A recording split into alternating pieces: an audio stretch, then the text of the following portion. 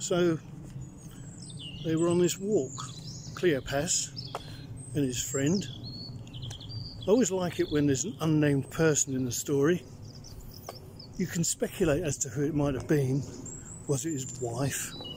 Was it his another disciple? But I think it's a writer's gift. An invitation to put yourself in the story. Here's an unnamed person. Put yourself there and see where it takes you. So there we were, me and Cleopas, walking along. And the thing about walks is, if you do the same one often enough, you tend to divide them up in your head into sections. You walk along to the corner, and then down the path to the tree. Then you go along the busy bit, and then you turn off into the lanes until you get to where you're going. And you might like some of those sections, and others you could do without. But the thing is, you have to go through them all to get where you're going. So me and Cleopas were on this walk, and we were talking along the way about all the things that had happened in Jerusalem, because actually that's what the first part of our walk was about, the conversation. We were talking about how Jesus had been crucified and how he was buried, and how some of the women had gone to the tomb and came back saying it was empty. And then some of our friends went down there, had a look, they discovered it had. We didn't know what to make of it, couldn't work it out. But it didn't stop us talking about it. We went round and round, trying to come up with some kind of answer. It was good to talk though. Felt like me and Cleopas, we had entered into something important together. Shared the problem, shared the disappointment, shared the loss of hope. I'm glad I shared it with him rather than kept it to myself.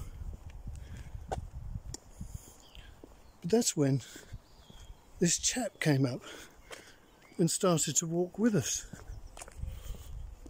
And that's where the second part of our journey began. Now, that's about hospitality, because we could have told him to go away, to clear off, because we were talking soft about hard things that didn't concern him.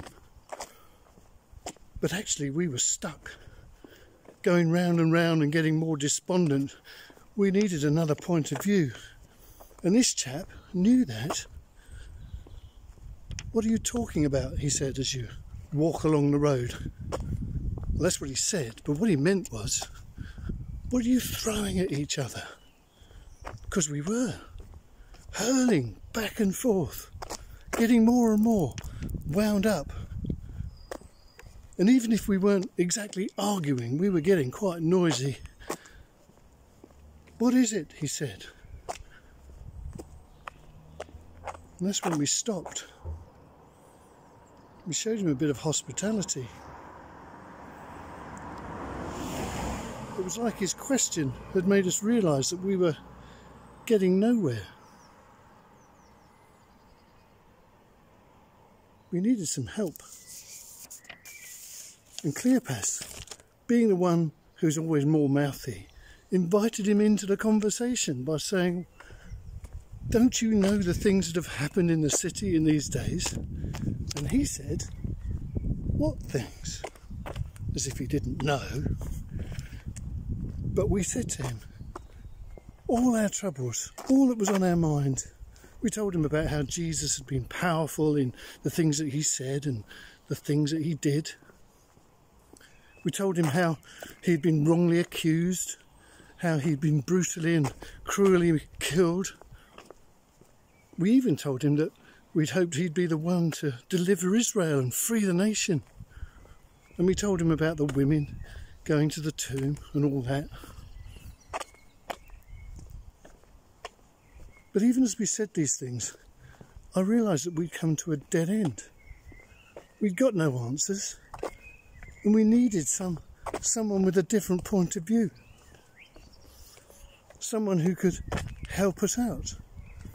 And I sensed that we were going to have to listen to this chap, because that's what hospitality does. It opens you up to the people that you are inviting in. And you have to do that, you know, if you want to get where you're going to go.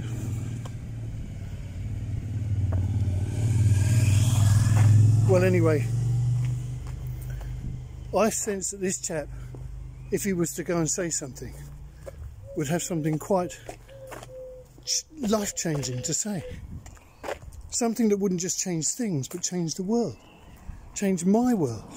Change the world that I thought I knew something about, until I realised I didn't. It was all getting a bit pessimistic by then, except that we'd invited this chap into our troubles, and in he came.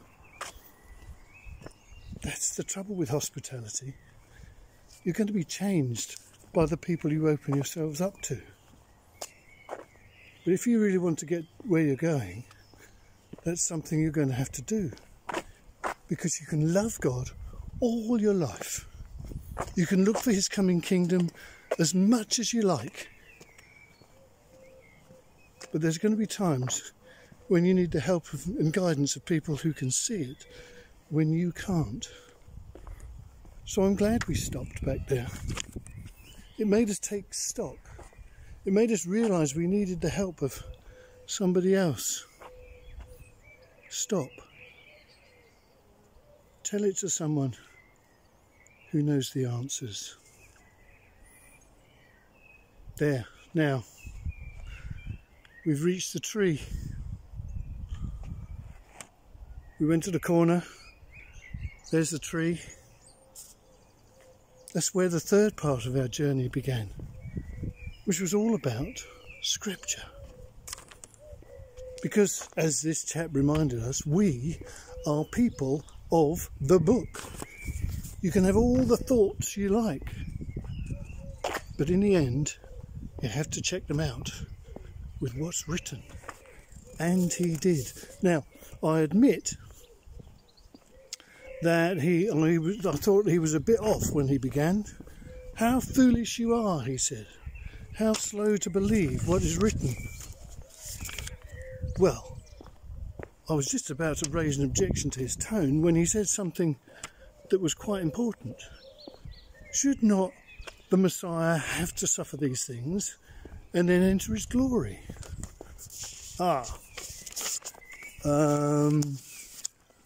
Best keep your mouth shut, I thought. Keep it shut so that he only thinks you're an idiot rather than open it and tell him that you are. So I kept my mouth shut and I listened.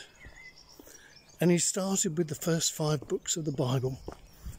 And he said there how they were all speaking about Messiah, and even how the things that had happened in Jerusalem were somehow mentioned there. And then he went on to the minor prophets and the major prophets. And again, time after time, all these little moments of speaking about a suffering servant kept revealing themselves. Or he was revealing them to us.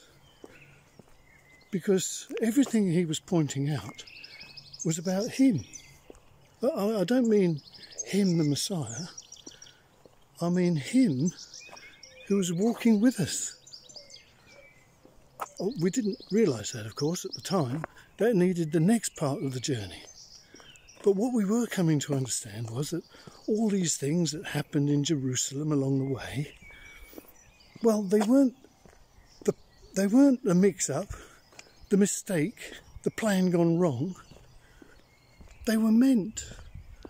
They were the plan.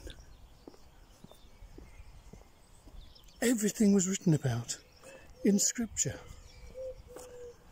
So if you want to know what's going on in the world, read the Bible. You won't get to where you're going without it. And that brought Cleopas and me